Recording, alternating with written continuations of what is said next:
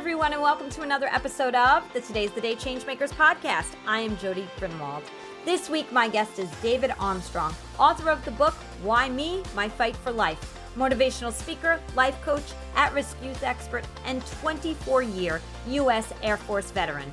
He has a true passion to help mentors and parents make a deeper and more profound impact with their youth. Dave grew up as a product of a broken family, in and out of foster care and youth correction facilities. He lost his mother when he was just 13 years old. Dave's story is an incredible one, as it really speaks to what I continue to say, that it just takes one person to believe in us when we may not believe enough in ourselves. Connection is at the heart of who we are as human beings. During our conversation, Dave talks about finally finding a mentor in his CASA, court-appointed special advocate, and his martial arts instructor. Due to their level of involvement in Dave's life, he was able to turn his life around and end up impacting thousands of at-risk young men and women. Dave is currently retired in beautiful Greece. However, he continues to make an impact with his unique background, education, training, experience, and knowledge. Visit Unlimited Potential Network Academy at go.upna.net or www.upna.net. On March 24th, Today is the Day is launching the inaugural International Changemakers Forum called Challenge Yourself, Disrupt the Status Quo. There'll be a global mission moment, international interactive 1-hour networking, and over 30 changemakers from around the world will share their expertise on 6 relevant and current topics that matter. Visit todayistheday.liveit.com for information on sponsorship opportunities, tickets, and more.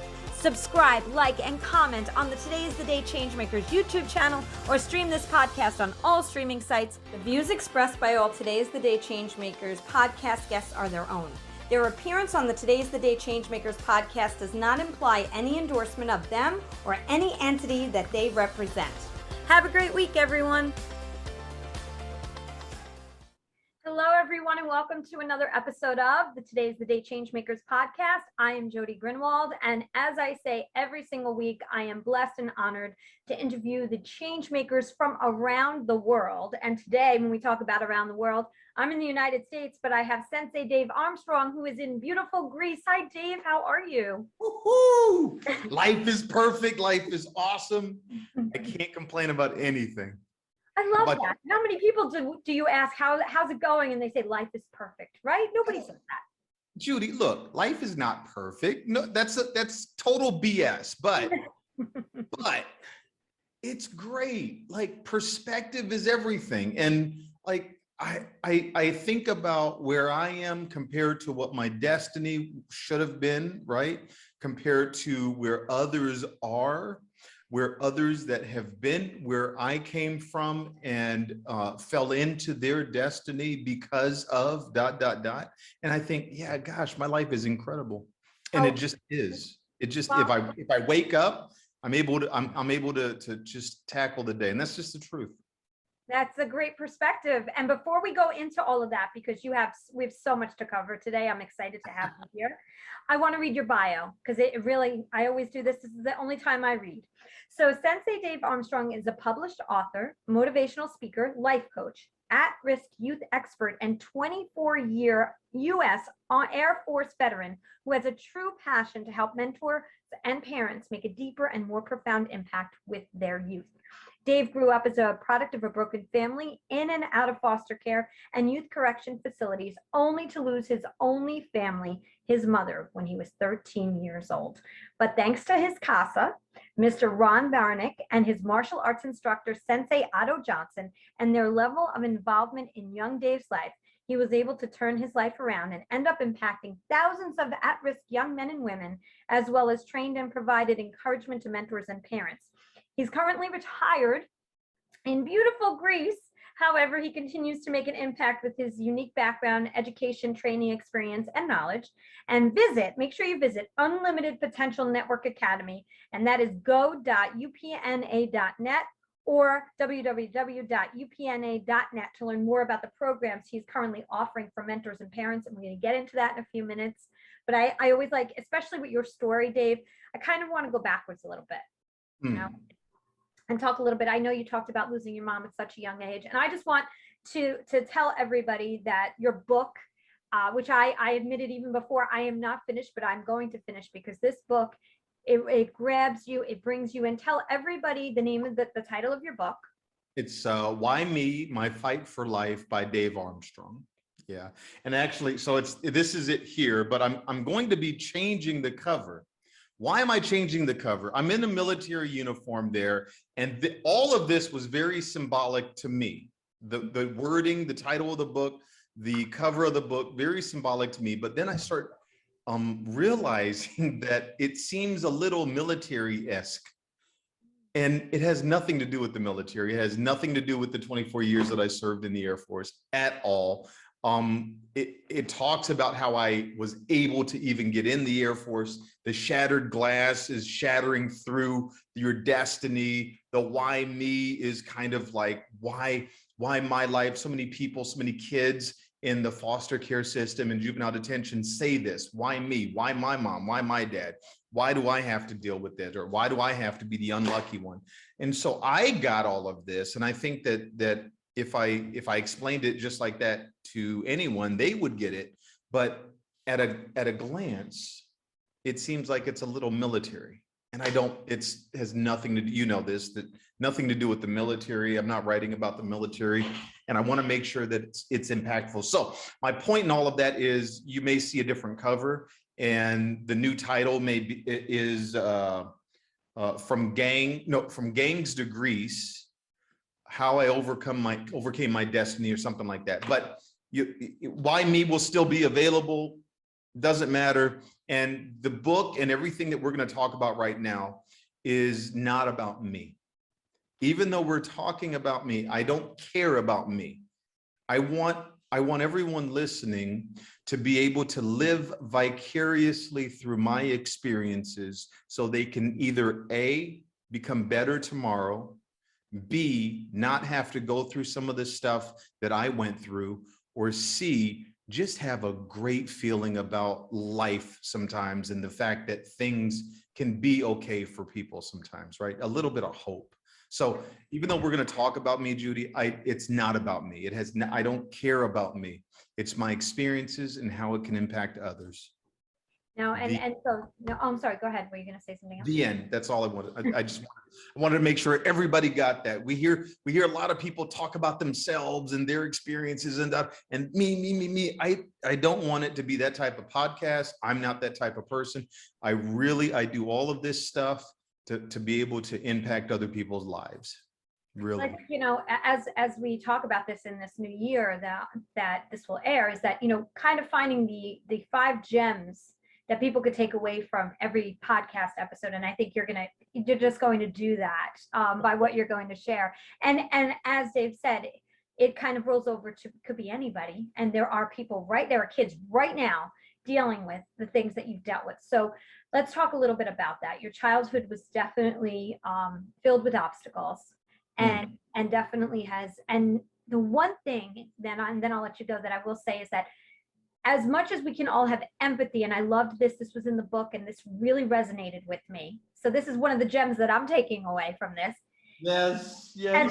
As much as we can all have empathy for what you have been through, unless you have been through what Dave and other children are dealing with now, all you can have is compassion and empathy, but you could never really fully understand what it feels like to feel like you're abandoned. And that your family is no longer there. So you did have your mom with you for the first 13 years, correct? I did. Yeah. To go back a little bit about what you said, throughout my experiences in different group homes, foster cares, juvenile detention centers, all of this stuff, all the social workers, guardian ad litem's, CASAs, all these people that were adults that were involved in young Dave's life. The one thing that people would consistently do is say, I care about you. I love you. I care about you. But a lot of times we don't understand what that's like, right? We don't understand. Kids in the system may not understand what love looks like, what love is, because we were never really taught that, right? We were never really loved. And so I mentor a lot of people that are working with at-risk youth. I speak at different places like CASA and Big Brothers Big Sisters and things like that. And the one thing that I always say in my speeches is learn how to connect with the kid in their way, not in your way. It's not about you. It's not your perspective. Your perspective, thank God, is totally different than this young person's, right? If you had a great household, if you had parents, if you had money, if you had whatever, right? We're just born into that stuff. We had no agency over it, just happened. And it's great if you were born into a good family or a wealthy family or a functional family, right? And you take those experiences, all that knowledge you have, and you want to try to trickle that into the young person, not force feed that into the young person, right? And so a lot of times us mentors, I ran a mentoring program for at-risk youth. And a lot of times us mentors want to just, I want to fix you. I want your life to be better. And we're coming from a great place in our heart, but that doesn't really work and resonate with young people a lot of times, right? A lot of times. And I was one of those kids that were like, you don't love me, you don't care about me, get the F out my face, you know. And I was hard, like I was really difficult. But for mentors out there, people that are thinking about mentoring, people that will mentor a young person in the future, just know that the trickle effect works, not the force feed. Yeah. Yeah, and obviously when you've come from where you've come from, you learn those things along the way of what you wish somebody would have done differently for you. And now that's why you have the knowledge and ability to train and help those parents, those mentors, those CASAs, and anyone out there that's dealing with these kids right now that are living in group homes or in foster care. So I do want to just tell a little bit of your story, for you to tell a little bit of your story, of kind of, where it all began. And how all of this began. Well, so not to give the entire book away because I want people to go get it and digest the book, but I grew up in California to a single mom. I don't know my biological father, and things were normal from what I can remember up until she met my stepfather, and I was around 11 years old or so when she met him. And he was very abusive, physically, verbally, mentally. I'm talking nasty, knuckle sandwiches. He would actually have friends hold me down if I was bad and pop, pop, pop, pop, put his knuckle out like that and hit me on the top of the head. And,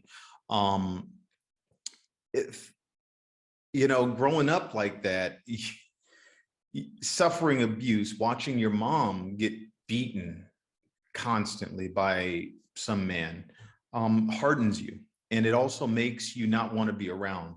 And so I started running the streets. I started running around with gangs. I started robbing cars, robbing people. My first arrest, I have the arrest report in the book. My first arrest was for armed robbery at 11 years old. I think it was 11 or 9, one of the two. And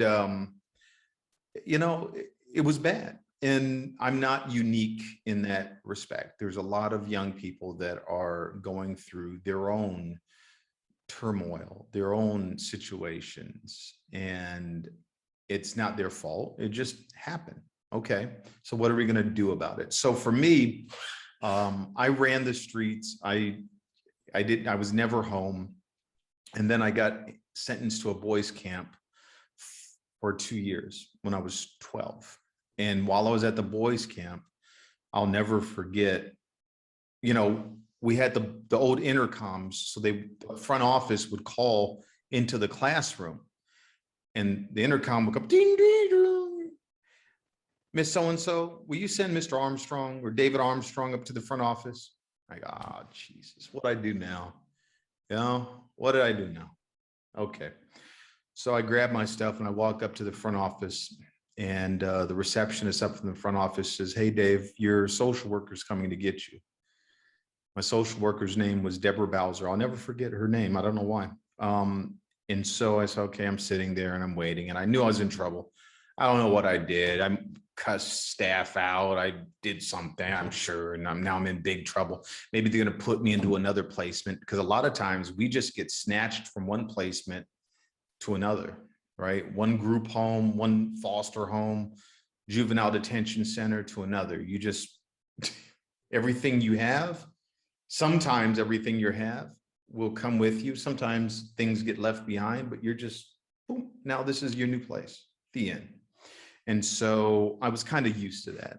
So she came and I saw her walking down the grassy walkway there to the front entrance of the school. And she had this grim look on her face. And I knew something was wrong. You know, you get that kind of that gut feeling like, wow, this is not me in trouble. This is something big. And she says, Dave, let's go. Okay, what's up? And she says, look, your mom's in the hospital and she's not doing okay. And so I'm going to take you to go see her. And I was about an hour or so away from where I lived. And so that hour drive was just so quiet. And I think she knew that my mom wasn't going to be okay. And we get there to the hospital, and I think the worst thing that I've ever seen in my life, and I've seen somebody shot in the head, was my mom laying there on the hospital bed, pretty much dead. All the stuff hooked up to her, you know, and for some reason, almost as soon as we got there, at least it felt like as soon as we walked in, beeping started going, and then she started convulsing. So she's shaking in the bed, eyes are rolling in the back of her head. And I'm, you know, this 12, 13-year-old kid, like, WTF, like, what the hell's going on here? You know, what's, you know, I'm not prepared for this. And so they rush us out of the room, you know, the hospital staff rushed us out of the room. And after that, I didn't want to go back. So I don't remember exactly how many days or even weeks after that visit she passed away, but she passed away pretty shortly after that. And she had a brain tumor. So she had a stroke. And I couldn't even go to her funeral.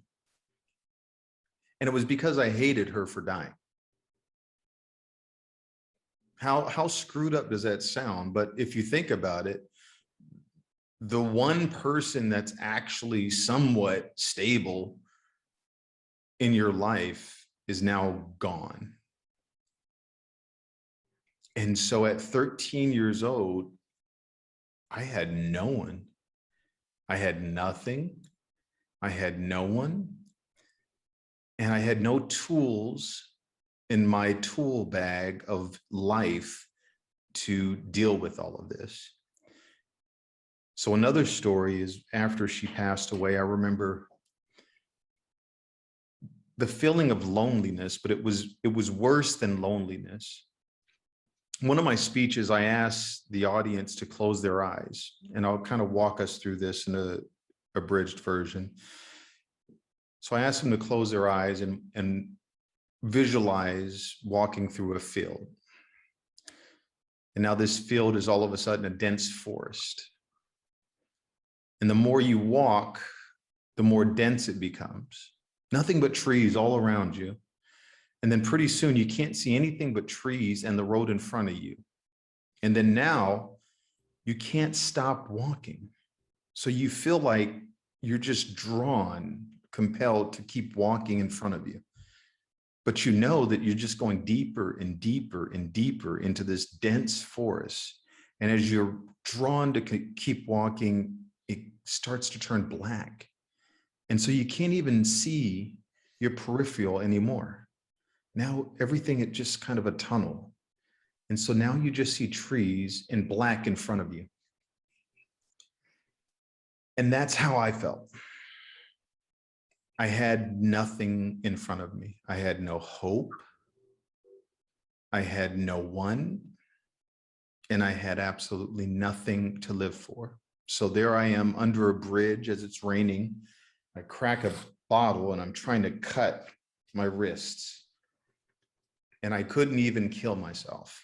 I remember that. I remember that thought. I can't even kill myself. I couldn't die. And so When you have nothing, what do you have to live for? This is why people commit suicide. There's no hope. There's no hope. There's nothing in front of you as you're walking, and you can't even stop walking. You can't, you're so compelled to keep walking into this abyss, into this nothing, into this black hole. And you can't compel yourself, no matter how much you try, to stop walking. And you're just hopeless. That compulsion is hopelessness, right? You have nothing there. And so that's exactly what it was when I was 13 years old. I tried to kill myself unsuccessfully, get back to the boys' camp there, and they bandaged me up and put me on suicide watch and all of that crap. And I had nothing, I had nothing. I didn't care. So if, that's the worst type of person to confront, is a person that has no care, nothing to live for, because they don't care about you. So I could beat you up, I could rob you, I could shoot you. I don't care. Why do I don't care about myself. I have nothing to live for. Why in the world do I care about you? Right? So anger starts to form. Oh. Right. And I know it when I was reading the book, and I'm not going to give it a lot away either, but just the fact of like just outbursts at any given moment could just come and emulate him and be there when people least expected it. And when it just came out of nowhere, it even said in there. So, one of the things I want to share with the listeners who, either have been there or are there, because we don't know who it is that's listening to this, they could be in that space. What do you have to say to them to give them hope, for them to understand that you feel alone, you are alone in that moment, but there are ways out? You wouldn't be here if there wasn't. Yep. That's the first thing. Look at others. There's a small minority of very successful people that have come from very bad environments. And some of those very bad environments are exactly where you are right now. That's what I would say. Where you are, exactly to a T, exactly where you are right now, there's someone that has come out of that and become happy first and successful second, right? Period. So these are facts. The other thing is you have to find hope. You have to find hope. You have to figure out something to open up that tunnel in front of you and just give you just a little shimmer of light. Something, right? And the only way you can do that is by trying. The ball is in your court. I don't care how old you are. The ball is in your court. You could be 10 years old, or you could be going on 100. If you are unhappy with any aspect of your life, there's always a lot of hope out there to latch on to, right? There's so many success stories. I'm not the only one, but it's in your court. The ball is in your court to do something about your life. And when you least expect it, sometimes there's someone that believes in you out of the clear. Yes. Oh my goodness. Right? That's a great segue to my casa. So my casa, Ron Barnick, and my martial arts instructor, Sensei Otto Johnson, were two mentors, the two mentors that changed my life, and I wouldn't be alive without them, period. I would be dead by now. Somebody would have shot me in my face. No way. No way I'd be alive. My brothers, my foster brothers that I was really close with, they're all in jail. All right. I wouldn't have even been in jail. They're all in prison, not jail, prison. One's doing life and the other one got 26 years. And I wouldn't even been there with them because I was the worst one by far. And so I'm all about mentoring. I run a mentoring and parenting teen summit every quarter. I bring on people like Gail Nelson, the CEO of Big Brothers and Big Sisters in Miami, I had a UN ambassador for youth leadership on the last one. I had John DiGuillermo, the president of the Foster Care Institute, on from the last one. So I try to bring people on that are inspirational and have tangible things to give, right? Those are my two requirements. Inspiration is great, right? Motivation is great.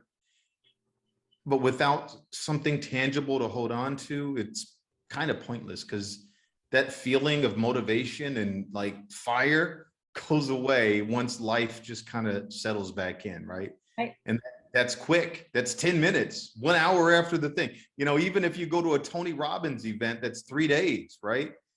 There's people that walk out of there and they're like fired up.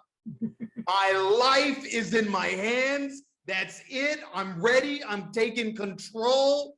And I'm going to skip the gym today because I'm tired. I had a long weekend, so I'm skipping the gym. No, you know what? I'm just going to go back to ... And it's never a conversation that we have with ourselves. It's always habit. I'm all about habit. So my point is, I bring on people that have tangible advice. And that's why I said at the beginning of the podcast, I don't want to talk about my story. I want you to get something from my story. Not just motivation, but tangible advice from my story, right? Something that you could write down. Everybody should have a pen and a notepad right now, and they should be going, yep, yep, yep, yep. And then you put that on your refrigerator, and then from the refrigerator, you put it on your dressing room cupboards. You move that piece of paper around, because we all like complacency, right? We're all built biologically. Everyone's built to be complacent. That's it.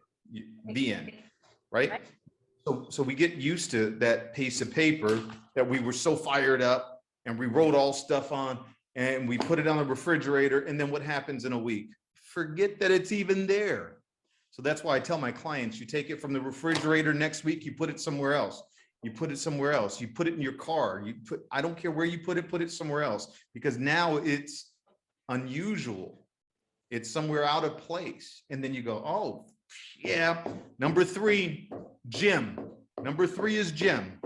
And so until you make it a habit, it doesn't even exist, right? Until you make it a habit, it doesn't exist. You're just trying to get it to make it a habit. The end. So tangible advice is what I'm about. And so I bring these speakers on, and I try to offer them, or I try to get them to offer great tangible advice along with that inspiration, that motivation.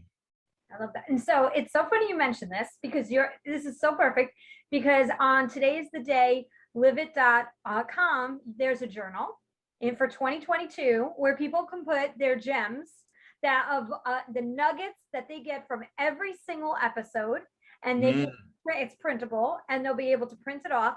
And I want to tell you something too, Dave. I don't know if you know this exists. It's called shower notes. It is paper that is waterproof with a waterproof pen, because I thought I was going to invent it. I had this great idea until I went on Amazon. And so literally, right, I couldn't drive a lot during the pandemic, and I used to get my best ideas there. So then all of a sudden, shower. So shower notes, they're waterproof. And the pen you can erase, it's a pencil, you can erase, it's waterproof. You peel them off, and they dry, and you can put them around your house anywhere you want. So, now, that's awesome. Thank you. And everyone else should be thanking you. I'm going to go buy one tonight. I love it. I get my best ideas in the shower, and you should hear me yelling at Alexa. Oh, she's going to talk to me. I have Alexa throughout the house, and you should hear me saying the A word and some sort of reminder. Add to notes this, add to notes that. So this is great.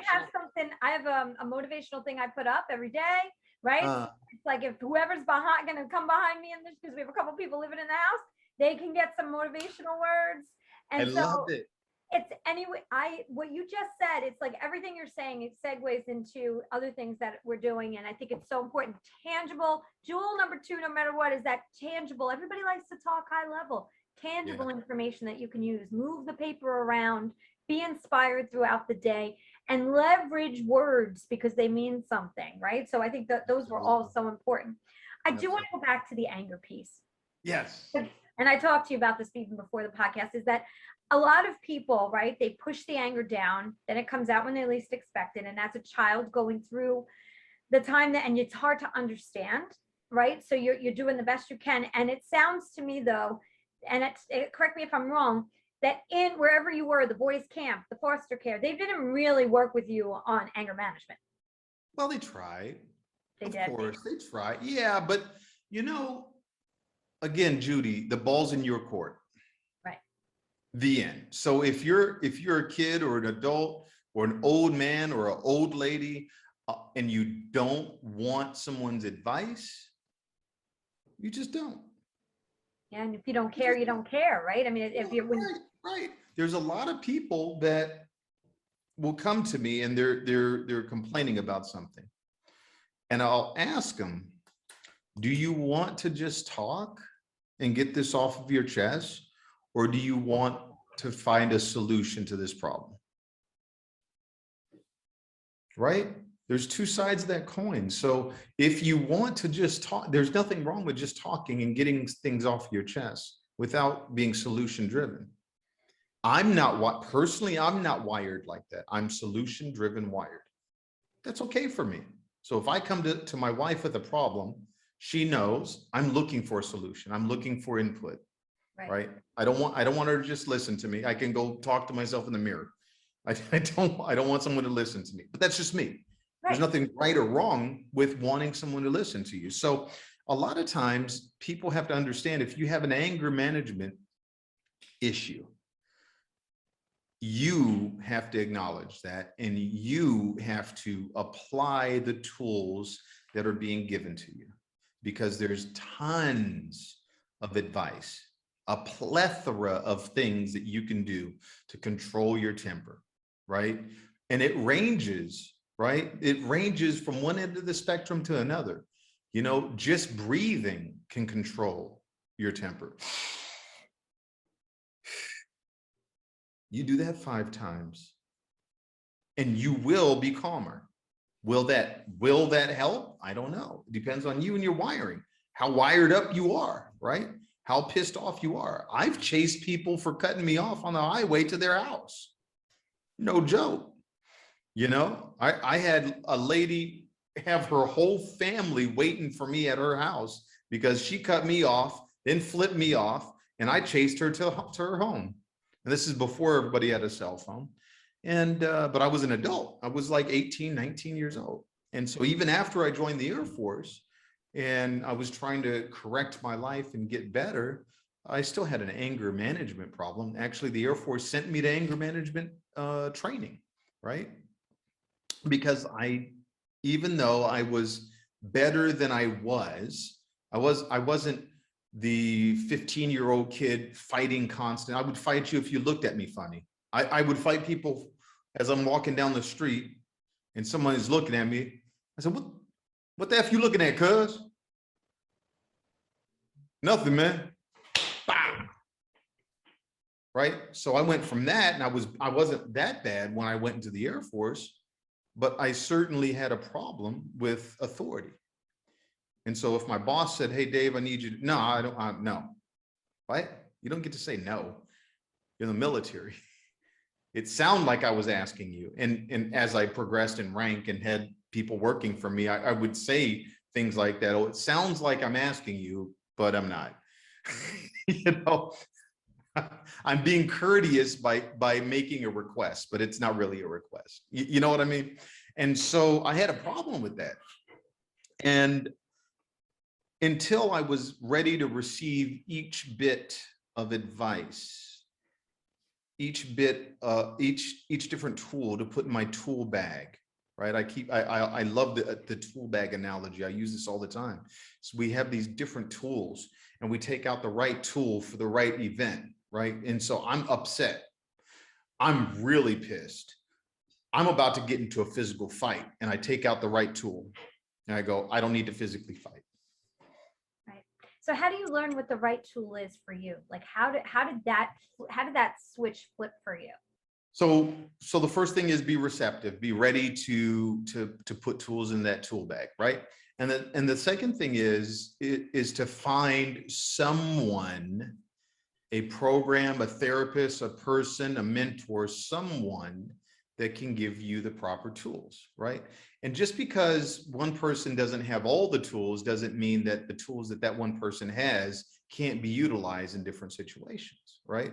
And so I can receive a tool from somebody, a Buddhist, right? From a monk, right? The monk says, you get Zen and you breathe. The end. That's great for the monk. And that might work for me. You know what? It doesn't matter if somebody cut me off. I don't care. That might work. Mm-hmm. What happens when my wife is yelling at me? She's still there. This is not working. So maybe a therapist can give me a different tool. Hey, you know what? When you're in conflict with your spouse, all you have to say is, I need 5 minutes. Can I have 5 minutes and then we can talk about this? Okay. And then you can take your 5 minutes. Oh, that's another tool that I could put in the tool bag. What happens when I'm in the club and somebody steps on my brand new Versace shoes? You know, it cost me $1,000. What? I'm ready to fight. Somebody else says, hey, you know what? You're lucky that you can afford $1,000 pair of shoes. Be happy that you even have something like that on their feet. They have Nikes on their feet. It's okay. It's just materialistic stuff. If you really want, you go buy another one. Yeah, that is a perspective. Okay, give me that tool, put it in my tool bag. You see what I'm saying, Jody? So perspective. There's a plethora of tools, and which tool will apply to which particular situation in your life is the one that you need to have and to be able to pull out, right? And the only way you get that is by trying to seek it out, to get that type of information. And, you know, in the digital age, there's so much that you can get for free. This podcast is for free. And I just gave several tools just now that you could put in that tool bag and start applying tomorrow, right? And then you could research anger management and Google that. And boy, you're going to have article upon article, and some of it is going to be BS and some of it's going to be great. And you're going to take the stuff that does work, put it in your tool bag. And then if you're serious and you're really serious about it, then you hire somebody. Hey, you know what? I need a coach. Hey, you know what? I need a therapist. It really is that simple. We convolute everything in life, period. We like to make things so much more difficult than they actually are. But it really is that easy. The first step is to know that you want to apply something different to your life and be open to trying things. Yeah. And in a moment of panic or anger or whatever, everything is the end of the world, right? Mm-hmm. And knowing that moment will pass because it has before. And that's the other thing too. We don't realize history does repeat itself, just like anger, but also the calm can also repeat itself as well.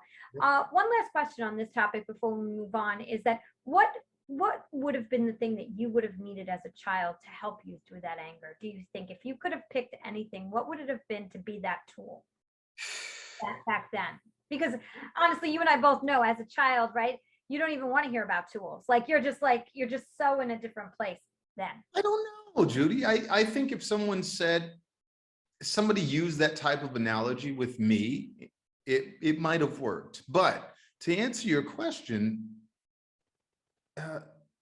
listening to a young person means so much. You're the adult. Be the adult. You have more tools in your tool bag as a mentor or as a social worker or as a staff at a group home or a foster parent. You should have far more tools than that young person does. So you should be able to just stay calm, no matter what this young person is doing, and be able to listen to him or her, because their outburst is valid. They're not being upset or being mean or yelling or screaming for no reason. It may not be a good reason, but it's not for no reason. So listening, really being empathetic and listening to someone, and not having your own agenda. I need you to be quiet. I want you to, you have to act this way. No, just going, wow, what's up? How can I help you? Like, I really want to know what's up. You know what? I missed a catch. Everybody was expecting me to make the catch. I feel like I let my team down. I think I kind of suck at football. Oh, wow. And so that's why you're angry and throwing stuff around and, hyper reacting to something. Right. So yeah, the one thing that I would say is just to listen, because it's valid. It's valid. No matter how they're displaying what's inside, right? Maybe that's not the right way to display it, but what's inside is valid. Their reasons for being upset, angry, pissed off, they're valid reasons. That's great. That's great. Thank you so much for sharing that. So tell everybody how they can find more information about Unlimited Potential Network Academy. They can't. They can't? No.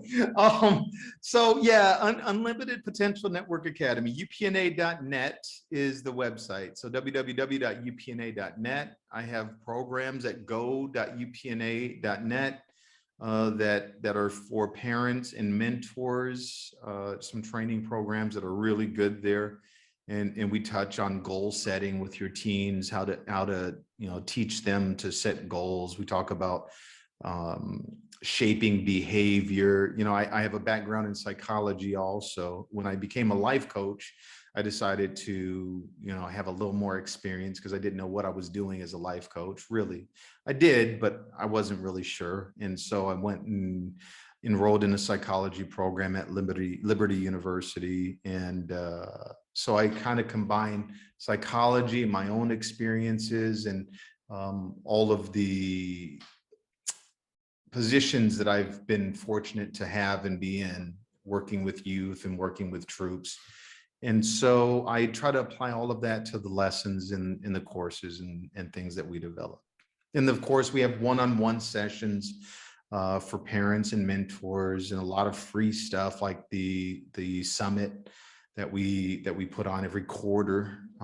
So yeah, there's a lot out there. Unlimited Potential and myself, we're doing a lot. And of course, motivational speaking. And I'm constructing actually for a school right now, a training program for teachers, basically on empathy, because they have a lot of at-risk youth there, and what we're talking about, they don't know how to really get the teachers to understand and connect with the youth. And so one of the administrators was telling me, yeah, I'll have a teacher that's all upset about some girl selling chips and cookies and stuff at school when she's not supposed to, but she's trying to buy a car for her mom because they don't have a car. So this is the only way and so, okay, it's not right, but so you can't do it at school. You're not making an exception for that, but you certainly don't have to suspend a young person for doing something. What good is that? So if you don't understand and you can't empathize, what am I worried about? I'm worried about my homework or my mom getting beat by my dad last night, and then I get to school and the teacher's like, your homework, you're going to get, and you go, like, homework, I don't even have a laptop. My dad threw my laptop at my mom last night. And so, and these things happen. It's so unfortunate, but they happen. And so I'm developing this program right now for teachers to become a little more aware of that and be a little more empathetic with students that are at risk. That's a beautiful program, and kudos to you for doing that. And thank you, because so many kids are going to benefit from that. So that's wonderful. That's the goal. I could talk to you for hours and hours, and I want to have you back, definitely for a catch up. But I want to ask you the last question I ask everybody. And that is, what is the footprint that you want to leave behind to be known for? Oh, a huge one. You know what? So I'm going to answer that in twofold. One, I want everyone that thinks about me when I move on from this earth to go, Dave was really authentic, and he cared. He cared about people, and because I do. Like I am authentic. It may be good, bad, or ugly, but I am authentic. And I really do care about people in general, especially kids that are in the system, but I care about everyone. And so if I can bestow even just a little bit of my knowledge or my experience to keep you from experiencing, I want to, I really want to, and I care about people. And so that would be the first thing, is that Dave was authentic and he cared. And I truly want to shape the way people are able to, mentors, people that are involved in mentoring, able to connect with at-risk youth. I think there's millions of amazing people out there with amazing hearts that are great, but they're not able to connect with the youth that they have in front of them for one reason or another. And if I could give those tools to humanity, right, to put in the toolbox to be able to connect with whatever type of youth that's sitting in front of you, that would be a legacy that I would be proud of. Those are both amazing legacies to leave behind, and I know you're doing it. It's happening. I am. It's been pretty good. I'll show you. I'm not plugging this book, but I'll show you. I just finished this. It's a positive words for kids coloring book. Where do people buy that and get that? Amazon. Both of the books are on Amazon, or so this one, that my autobiography is on whyme.world, right? So www.whyme.world. This one is on, they're both on Amazon, and this one is also on upna.net/kids. And yeah, Jody, I was thinking, what can I do for little kids? And so I put these positive words in there, right? And so that says laugh, and there's kids playing in a little pool, and it says, when we laugh, we show we're happy. And so this is something kids can color, and parents can talk to their kids about the little phrase at the bottom. I like to be a good friend to people, the friend page. I just thought it was, I don't know, it just came to mind. So I just finished that. Not plugging it, I'm just saying that. It's okay, you can plug it. It's worthy. No. It's worthy of that plug, because it's a great one, of course. But we're talking about legacy, and this is the stuff that when people say Dave Armstrong, Sensei Dave, I've done a lot of bad in my life to a lot of people, and maybe I'm just trying to pay a penance, and trying to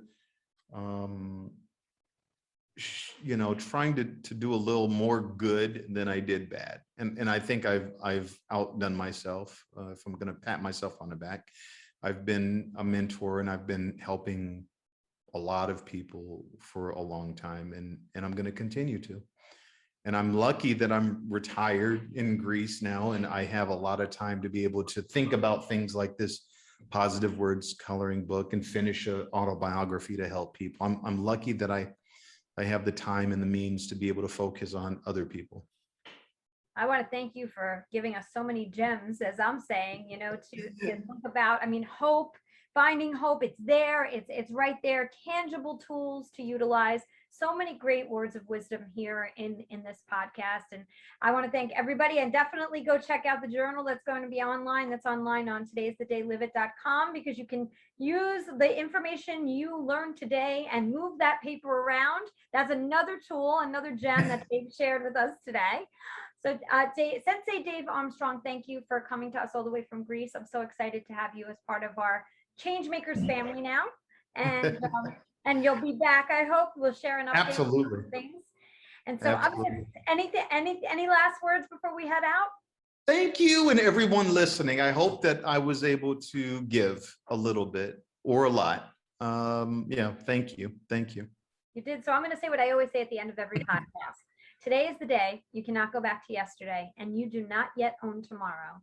So what steps, small or large, are you going to take today to get yourself closer to your goal? Remember to like, subscribe, share, because you never know who needs to hear Dave's message or any of the messages from any of the other changemakers who have been wonderful guests on this podcast.